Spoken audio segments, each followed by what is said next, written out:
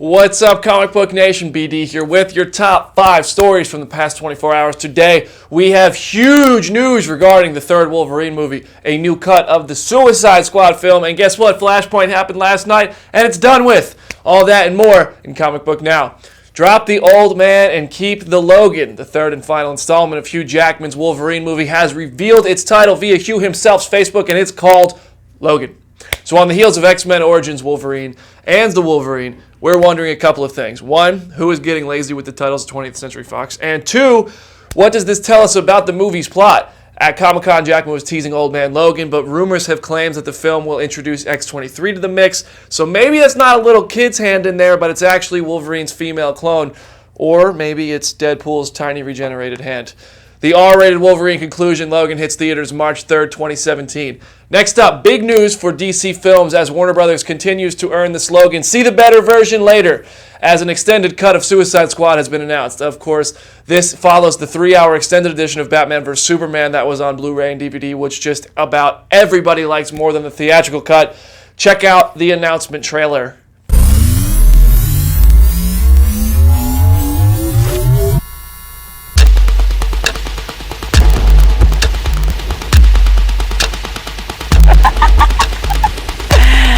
End of the world. Have a drink with us.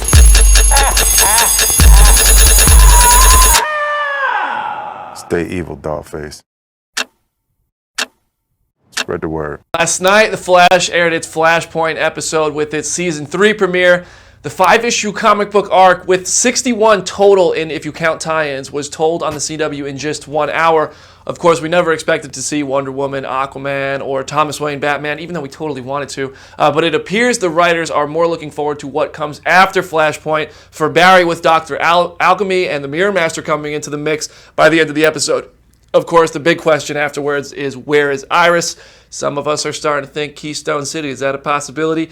Flash on Tuesday nights. Afterwards, we do Flashback with a live after show. It's interactive. Bring your questions, and you can submit to win at comicbook.com/page/submissions. More on that on comicbook.com. Today's issue of The Walking Dead was heartbreaking for fans of Negan as the Whisperer War rolls on. Spoilers ahead. You've been warned. 3, 2, 1. No, Negan did not get killed himself, but brush off the sweat because I know he's your favorite character. But his lovely lady Lucille met her demise right as she's being introduced on the TV show. He cracks the bat on Beta's back, and if you've been keeping up with Here's Negan, the backstory about the villain, you know that Lucille is named after Negan's terminally ill wife who passed away just as the world began to fall apart. So we will see how the loss of the only lady Negan loves in the current world affects him going forward. Yeah, it's weird. He loves a baseball bat. We get it. I know. Finally, our last topic before we get to your questions, the Infinity Stone, which is going to be in Doctor Strange. Our ComicBook.com Marvel expert Lucas Siegel exclusively revealed after a set visit. It may have been confirmed in a TV spot for the upcoming movie. Check this out.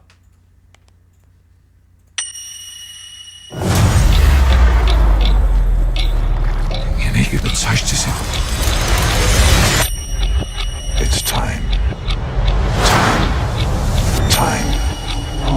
I'm smacking with me. Time. Yeah.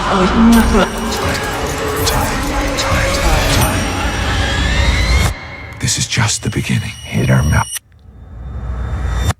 Now, before we turn it over to your questions, I want to let everybody know that immediately following today's Comic Book Now, I am headed to the airport to meet Jim, Dallas, Russ, and Kofi in New York for New York Comic-Con. So the next couple days, it's going to be Chris Killian here on Comic Book Now. But if there's anything you want a closer look at from New York Comic-Con, let us know.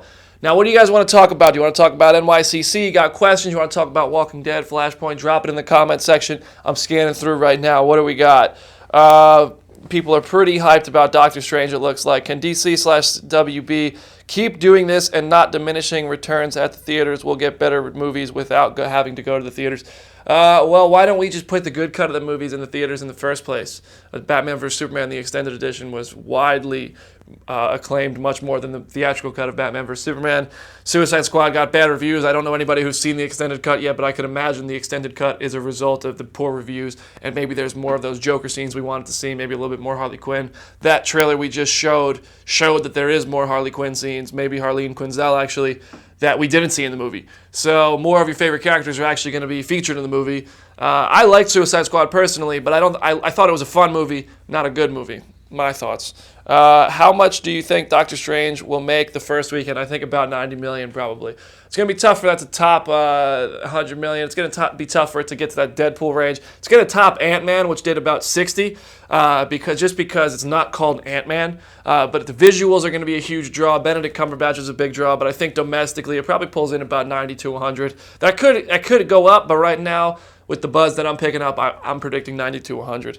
Wolverine 3, well, if you missed it, it's called Logan. It's not called Old Man Logan. It's not called the Wolverine 3. It's just called Logan, and there's a little tiny baby hand in the picture with Wolverine's claws sticking out, and they're holding hands, and people are starting to think it's either little baby or it's X-23.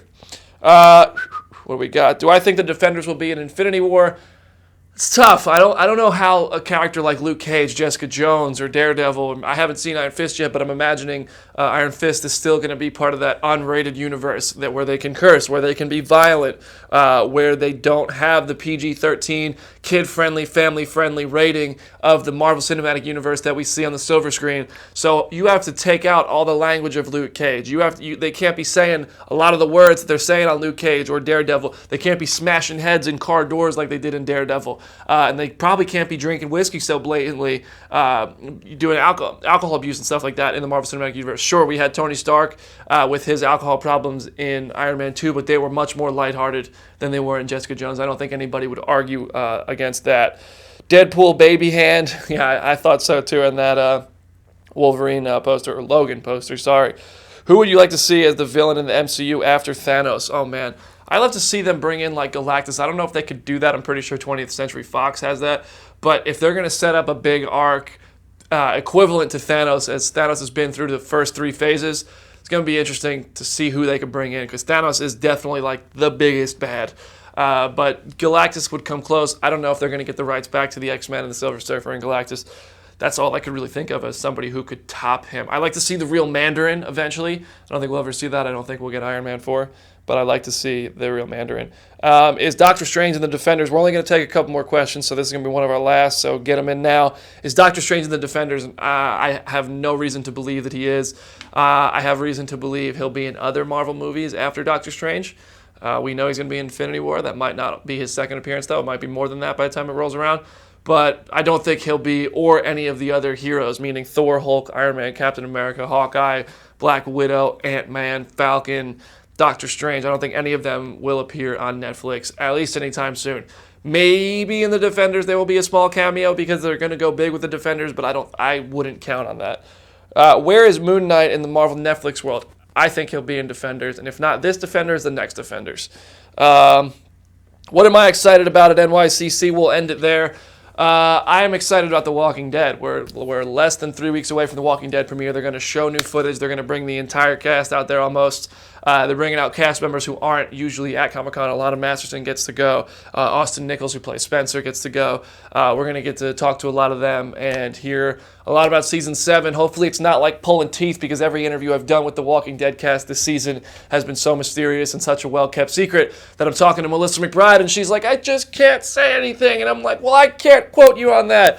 It's been fun. It's been a fun offseason, and I'm excited that everyone's so excited to see who Negan killed. And after The Walking Dead, we will have our after show After the Dead on Comicbook.com. Great plug, thanks. And that's all we have time for today. So thank you so much for being part of the show today, Comic Book Nation. As I said, I'm headed off to NYCC, so hit me up on Twitter to talk more over the weekend at Brandon Davis BD. And for all your news and analysis, at first and the most detailed, most accurate, I promise you it's going to come from Comicbook.com. So follow us across all of social media at Comic Book on Twitter and at Comic Book Now on Instagram.